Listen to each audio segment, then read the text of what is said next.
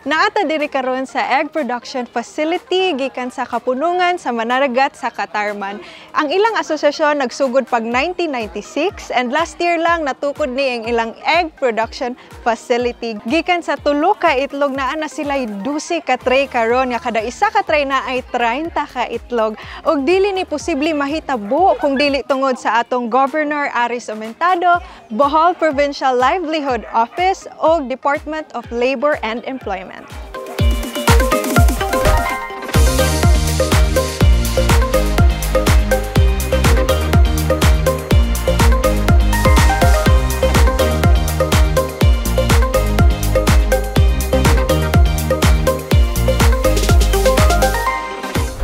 kuan jud namo ani sir is para ang mangita mi og laing kanang panginabuhian namo.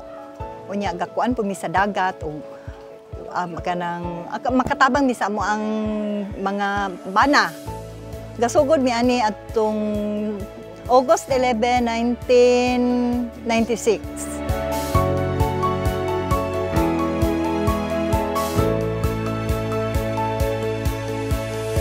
Sa amo jud nakatunan sir sa pagtukod na mo aning livelihood sir, didha na mo nakita ang pagtinabangay panaghiusa kay ang sa una nga kay MC nga tindahan o katong micro lending happy to siya nabungkag to kay kuwang og pagsinabtanay diri na mo nahugop jud na mo once nga nag livelihood mi og egg production kay nagkuan na mi siya kanang gabahin-bahin na mi nga mo duty sa maong itlogan. Diha na mo nakita nga hugop di ay jud ang mga member karon, mga marites, mga ginikanan, mga naa diha nga wa pay bitaw nga gusto mo abag sa atong mga bana, kitang mga baye mo himot tag Kapunungan at least natay 25 ka buok nga member iparehistro nato sa duli. Daghan kayog mga panginabuhian ang ihatag sa atong gobyerno labi na karon nga mao nay gipakadak-an nato karon. Dako kog pasalamat sa Provincial Government of Bohol nga gipanguluhan ni Governor Aris Omentado kay siya man jud ang nagpasiugda aning livelihood. Kung wala siya, wala po ning project namo nga egg production.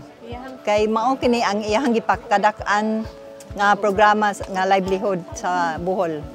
Unang-una jud dako kay namo pasalamat sa atong gobernador sa Bohol, si Gov Aris Omentado, nga siya jud nagpakabana nga makakuan og livelihood ang mga katawhan sa Bohol. Ikaduha, kung tungod pod ni sa among municipal mayor former Roman Bulyen nga usap pod siyang siyang paglingkod gipakadak-an po niya nga ang tanan tawo sa Dawis makakabaton og livelihood. So pinaagi sa iyang mga staff si Ma'am Rosalie Villanueva ug si staff pod ni Gob si Ma'am Lita Beronio didto pag-meeting usa jud mi sa ning kamot nga makaabil sa maong livelihood kay dili tanan jud sir, depende ra jud sa paningkamot sa organisasyon nga makakuha mi nga maong livelihood.